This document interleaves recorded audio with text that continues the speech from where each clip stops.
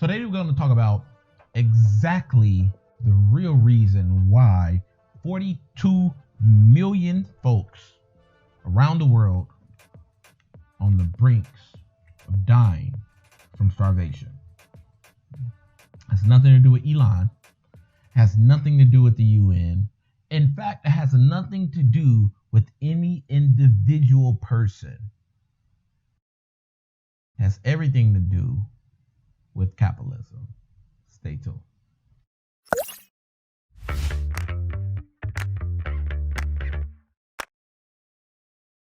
1 million people, according to the World Food Program, at risk of imminent famine. Famine.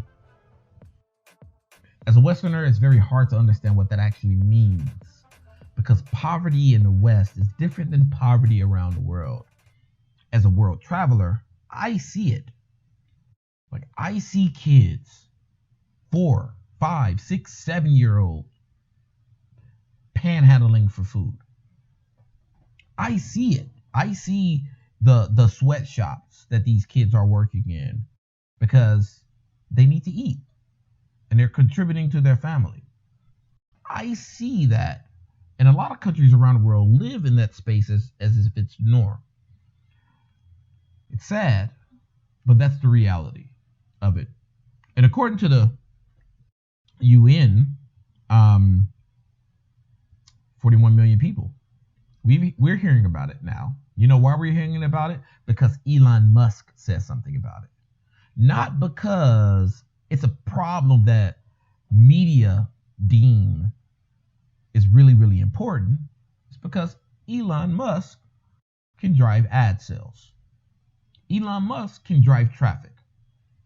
So this report, as you can see right here, June 22nd, 2020. What's that? June, July, August, September, October, November. Like, we got like 4 months, a couple weeks. The report was released 4 months and a couple weeks, and we did not know anything about it. The public in general did not know anything about it until Elon Musk said something about it. Think about that, because that in itself is an inherent problem with the Western society. Next, let's talk about something else. So meanwhile, 41 million people are literally knocking on famine's doors. If you look at the numbers, it's just tragic. These are real people with real names, extremely concerned. To put this in perspective, $6 billion. To put this in perspective, $6 billion is about 2.5 times the UN budget, which is $2 to $3 million or somewhere around there. Don't quote me there, but the last time I've seen it, I think it was like 2 point something. 3.2 billion. So 2 times their budget, more or less, right? Now, put this in a deeper perspective. We had a $3 trillion bailout. Multiple times. 6 billion is a tiny fraction of a percent. So think about that. Now, so the recent assessments says, at that time, 548,000 already experiencing famine-like conditions, or IPC Phase 5 catastrophe. Ethiopia, Africa. Madagascar, Africa. South Sudan, Africa. Yemen, Middle East. Or I think Yemen is considered Asia. Middle East or Asia, one of them. I actually think the majority of the Middle East is considered Asia. But anyhow, I'm not a geographer. Nigeria, Africa, Burkina Faso, Africa. It's obvious that the problem resides in Africa, right? Problem resides in Africa, a country that is loaded with natural resources. But the problem is not Africa itself. The problem is how Africans get their food international trade. That's the problem. As it goes on, it says, 41 million people are teetering on the very edge of famine. 40 slightest shock will push them over. Conflict, climate change, economic shocks have been driving rises in hunger. Pressures on food security are being compounded by soaring prices for basic food this year. Global corn prices have soared almost 90% year on year, while wheat prices are almost up 30% over the same period. So here's the real problem. The real problem is that the majority of these countries' foods are being imported and exported. So what you find is once you get to the point where you're dealing with companies that is producing mass, like phenomenal and like gigantic amounts of food, or consolidators or aggregators or whatever. There's companies that just buy up everything that one farm produced, everything that another farm produced, and etc. And then that price, that product that they sell to, goes to the highest bidder. Even if there's a famine locally, this one company can sell to whoever they want without a problem, whoever they want, unless there's some type of presidential or government decree that prevents them from doing so. So what we find is that a lot of these companies are selling like wheat and corn to foreign markets, because foreign markets at 100% increase in value can afford that 100% markup or that 90% markup. They can afford it. They can afford that the locals their wages didn't go up. The locals that may be getting $70 a week, that may be spending $20 of that on food a week, they can't afford to spend $40 of just on food. And the business owners, the business owners, like, but I know these foreigners, these Chinese or these Americans who's buying 30 tons of rice or 300 tons of rice or etc.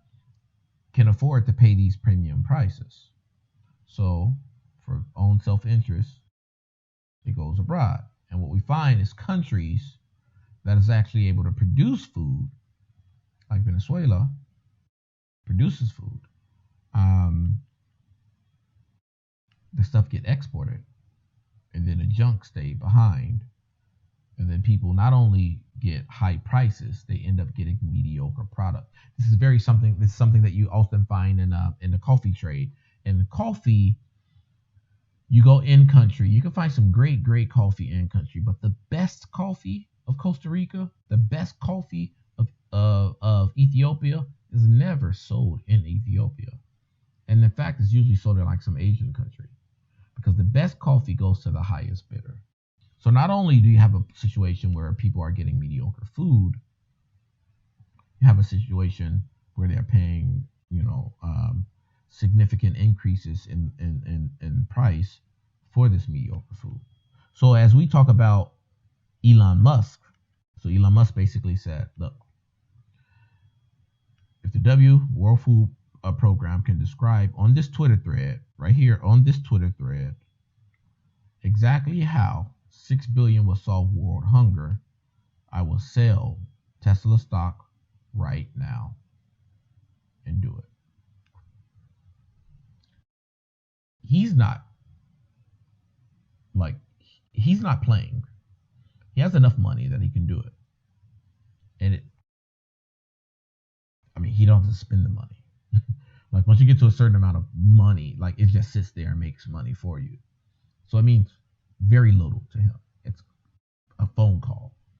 Wouldn't affect his life, wouldn't affect absolutely anything. Most of his wealth in all is just tied up in stocks anyhow. So when you say that he's worth 300 billion, he don't have 300 billion in the bank. He owns liquidate. If he sold all this stock in Tesla, he would maybe get a fraction of, he maybe get 60% of the existing value now or something, because the more that he sells, the lower the price go, and etc. So don't really know what it's true worth, but to him, it means nothing. But here's the deal. On this Twitter thread, he'll do it. So let's talk about world hunger, right? We're going to talk about world hunger a little bit and why he understands that $6 billion is not enough. $6 billion will never be enough unless they revamp the entire system. So world hunger. World hunger is not a food shortage program. It's not a food shortage problem. We have tons and tons and tons of food. We have tons and tons of food waste. In fact, the amount of waste in the US alone, if we can get that to Africa or Asia, will solve food, famine issues. Now, what happens? Let's take this from a farm. There's a farmer. A farmer goes to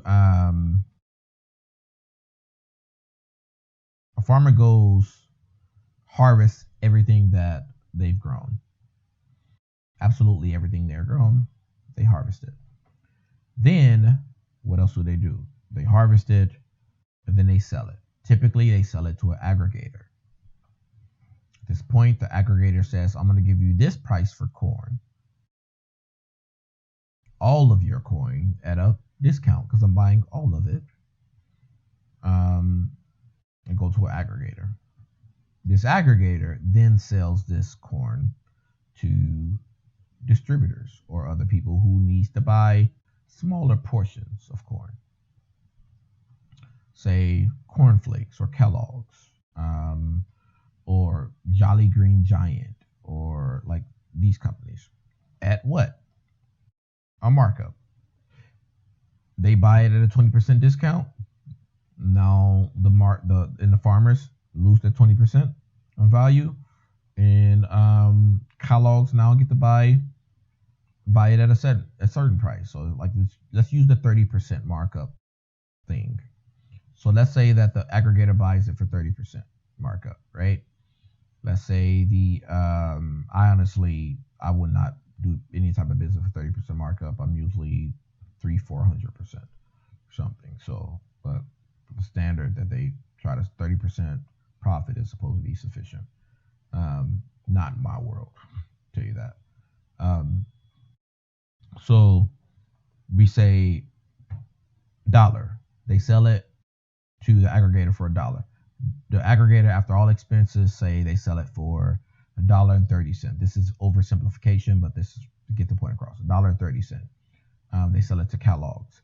Kellogg's processes it, do everything they have to do with it. In the end, a box of cereal costs them $2 to put on a shelf, and they sell this box of cereal for $2.60 or something like that, right? Whatever, $2.80, right? And then they take $2.80 from whatever box of cereal they sell. Say it's that way.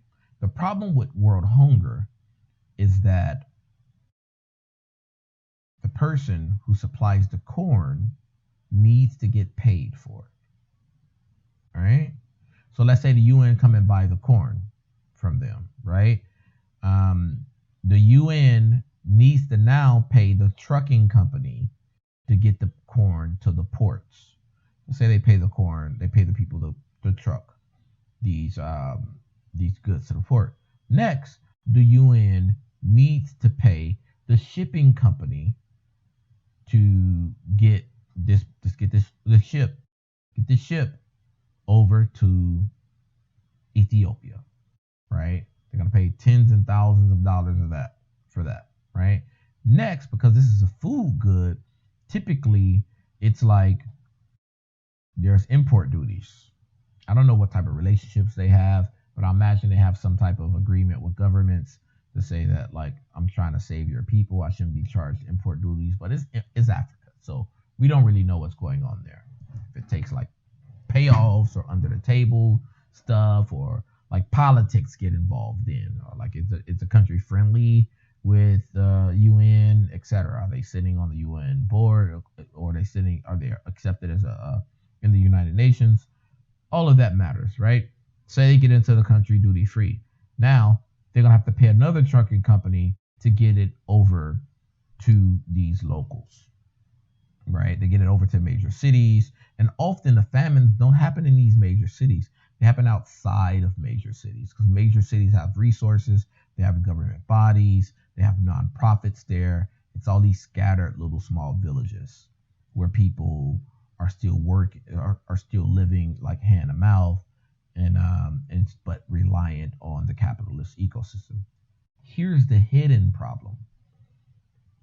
When you do that, right? When you do that, what happens is that people who actually can afford to go to the grocery store and buy rice no longer go to the grocery store and buy rice. They just go to whatever UN program and get free rice. So that harms investment in the food industry. And one of the things across Africa, if you've ever been in Africa, food distribution is big business. And that's the real reason why 42 million people are starving around the world. Because we've created a distribution system, a food distribution system, purely based on profit. And as long as we have that food distribution system, it's purely based on profit, we will always